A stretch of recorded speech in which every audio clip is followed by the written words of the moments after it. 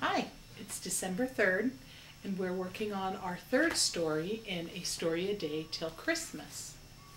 Let's see what it is for today.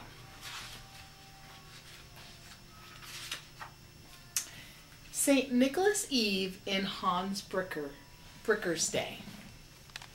This might sound familiar to Jerry because it's from Holland. I guess that's not the same area, but just in case. It had been said that our Santa Claus originally came from Holland. In America, Santa comes rollicking along on the 25th of December, our holy Christmas morn. But in Holland, St. Nicholas visits Earth on the 5th, a time set aside especially for him. Early on the morning of the 6th, which is St. Nicholas Day, he distributes his candies, toys, and treasures, then vanishes for a year. Christmas Day in Holland is devoted to church rites and family visiting. It is on St. Nicholas Eve that their young people become half wild with joy and expectation. To some, it's a sorry time, for the saint is very honest, and if anyone has been naughty during the past year, he is sure to tell them so. Sometimes he even carries a birch rod under his arm and advises parents to give scoldings in place of candies and whippings instead of toys. The Van Gleck children were very excited on St. Nicholas Eve. They had been admitted into the grand parlor. They were dressed in their best and had been given 2 cakes apiece at supper.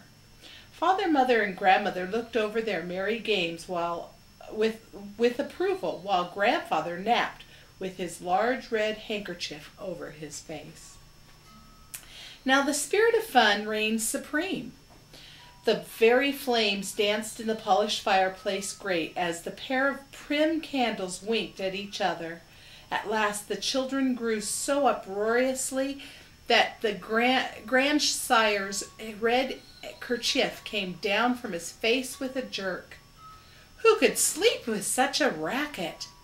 It was high time to attend to business. Mother suggested that if they wished to see the good St. Nicholas, they should sing the same loving invitation that had brought him the year before. The children, each holding a pretty willow basket, formed at once into a ring.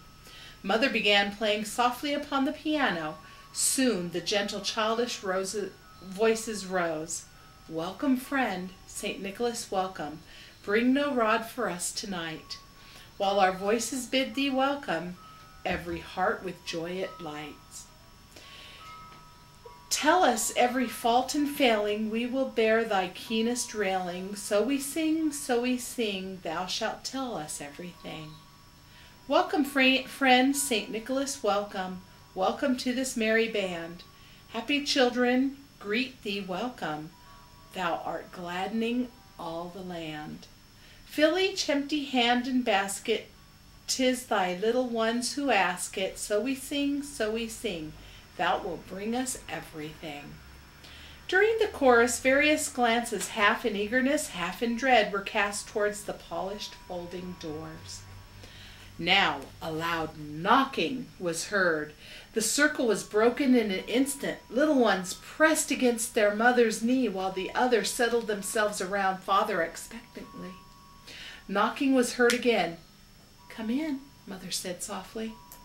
The door opened slowly, and St. Nicholas, in full array, stood before them.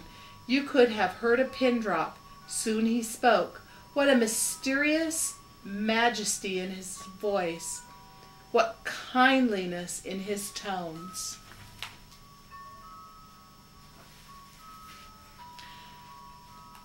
"Carol Van Gleck, I am pleased to greet thee and thy honored wife. Children, I greet ye all. Henrik, Hilda, Broom, Katie, Huygens, and Lucretia, and thy cousins Wolfert, Diedrich, Macon, Wust, and Katrina.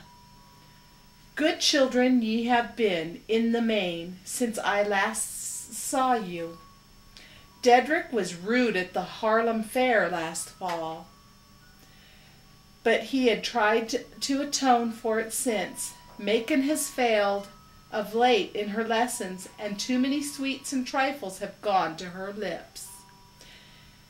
Diedrich, I trust, will be polite, manly boy for the future, and Macon will try to shine as a student.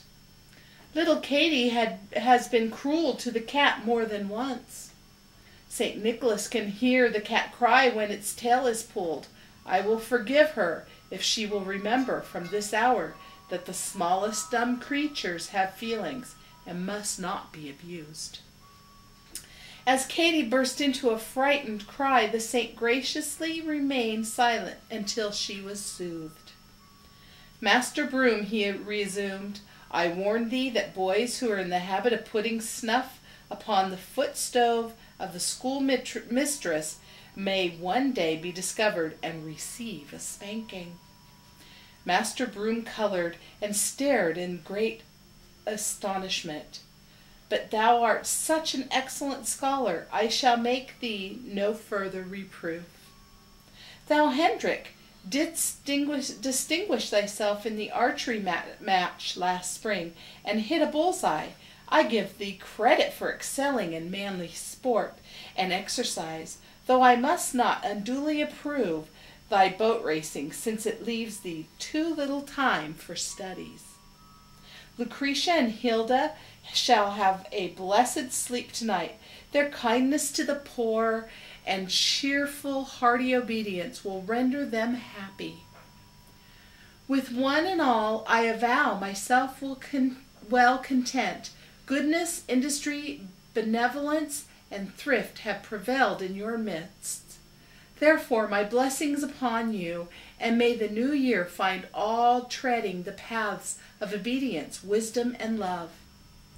Tomorrow you shall find more substantial proof that I have been in your midst. Farewell.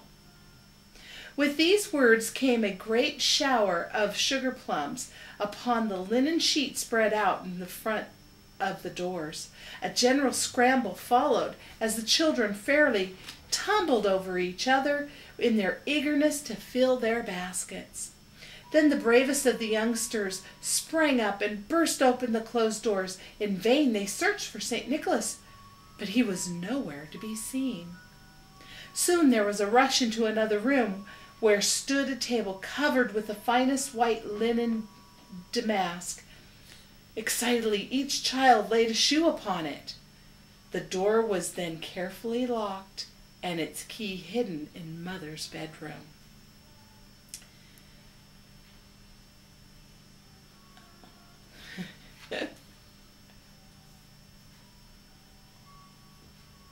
Next followed goodnight kisses, a grand family procession to the upper floor, merry farewells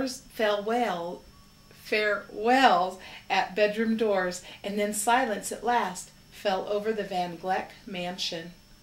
Early the next morning the door was solemnly unlocked and opened in the presence of the assembled household, when lo, a sight appeared, proving St. Nicholas to be a saint of his word. Every shoe was filled to overflowing, and beside each stood many a colored pile. The table was heavy with a load of presents, candies, toys, trinkets, books, and other articles. Everyone had gifts, from grandfather to the baby. Oh, and ah, the children cried over their treasures, and frolic and joy reigned supreme.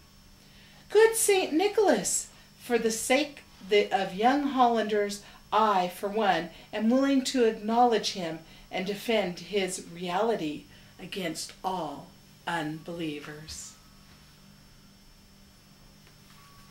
Thus ends Story 3, December 3rd.